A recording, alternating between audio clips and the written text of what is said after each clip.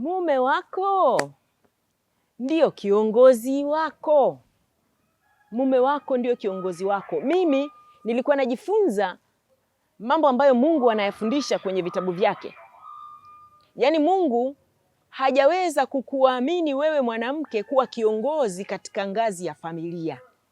Mungu hajaweza kukuamini hata pale ambapo kama mwanamke ameolewa na mume wake bahati mbaya akawa amefariki, hayupo. Mungu hajaweza kukuamini wewe mwanamke kwamba wewe kiongozi wa familia. Na ndipo unaikuta unapokwenda kuangalia neno la Mungu kwenye ile Zaburi ya 68 mstari wa 5, anasema yeye ni baba wa yatima.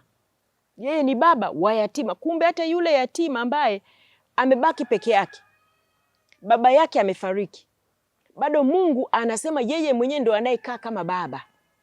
Hajakuachia mwanamke kuanza kuongoza. Lakini pia ukienda kuangalia Isaya ile sura ya 54 mstari wa 4 na wa 5, unamsikia Mungu akizungumza kwamba yeye ni mume wa aliyeachwa, yeye ni mume wa wajane,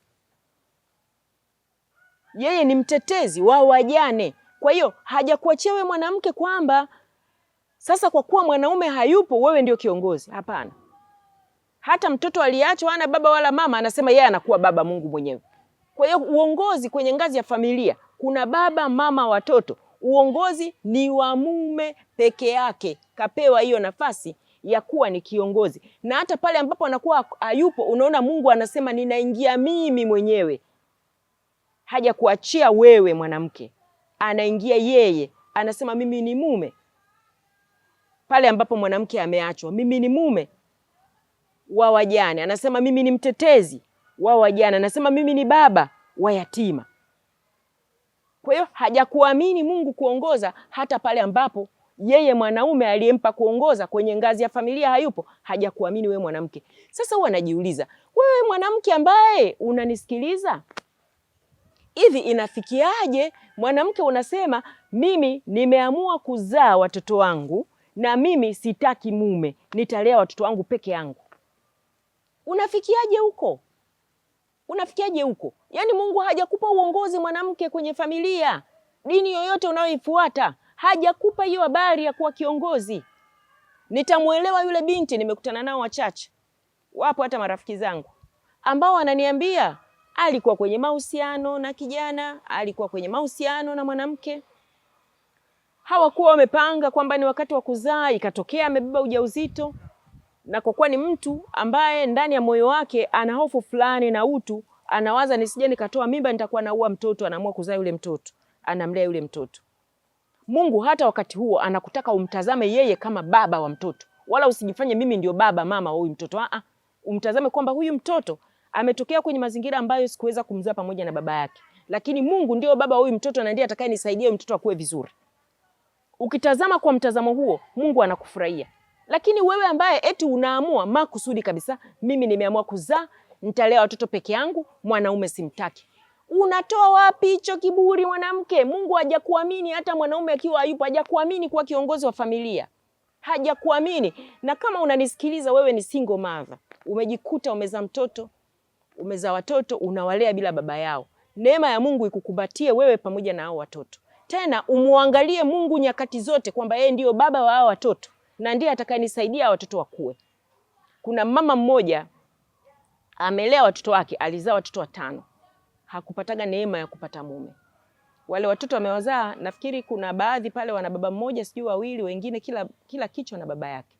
Lakini yule mama alikuwa ni mama ambaye katika moyo wake ukiongea naye ana majuto, anasikitika kwamba sikupenda kuzaa kila kichwa cha mtoto na baba yake. Hiki kimenitokea maishani. Nilikuwa naingia kwenye mahusiano hayakuweza kudumu. Nilikuwa naingia nikimkosea Mungu, naingia kwenye washirati, nabeba mimba, naamua kwamba mtoto ngoja nisiue nazaa. Lakini alikuwa anastari kila siku yule mama, anaomba toba, anaomba utakaso, anaomba Mungu nisaidie hao watoto mimi nimewazaa, wewe ndio baba yao. Wanaume niliozaa nao hakuna hata mmoja aliyeamua kwamba anataka kulea watoto wake. Lakini Mungu nimewazaa watoto hata kama waliingia tumboni mwangu kwa njia ambayo ilikuwa sio sahihi, lakini wewe Mungu ndiye uliyeruhusu watoto hao wakaja. Mimi naomba nikupokee wewe Mungu kwamba ni baba wa wanangu. Akilea mtoto wake, siku mtoto anakuwa na tabia ambazo hazielewi, anasali, anamng'ang'ania Mungu, wakati mwingine anafunga, anasema Mungu, sina mwanaume wa kuongea kwa sauti ya watoto kusikiliza. Lakini wewe siku zote toka na wazaa watoto nimekuomba kwamba uwe baba wa watoto. Nimekuomba unisamee mimi nilipokosea. Unisaidie useme na huyu mtoto ili mtoto akae sawa. Na watoto wake hivi ninavyoongea na wewe wote wamemaliza chuo kikuu, wamemaliza degree. Wote tunajua malezi ya watoto yalivyo, sio kwamba ni marahisi.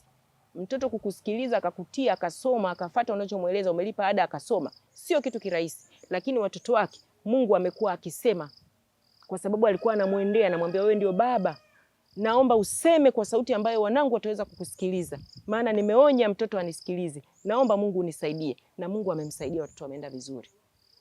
Kama wewe ni single mother, nikutie moyo kwamba Mungu ana uwezo. Mshikilie kwamba ni baba wao watoto. Ndivyo kwenye neno la Mungu anavyosema. Hajakupa kuongoza mwanamke.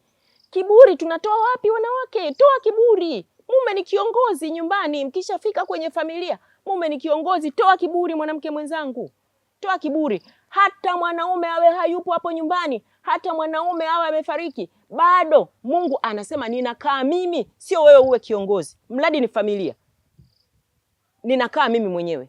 Kwa hiyo mwanamke ujue pale ulipo, kichwa chako, juu ya kichwa chako ni mwanaume, ni mwanaume. Na kama hakuna mwanaume juu ya kichwa chako, hebu hakikisha umemshikilia Mungu. Kwa sababu hiyo ndio order ya Mungu. Anasema ninaanza mimi, anafuatia mwanaume, anafuatia mwanamke.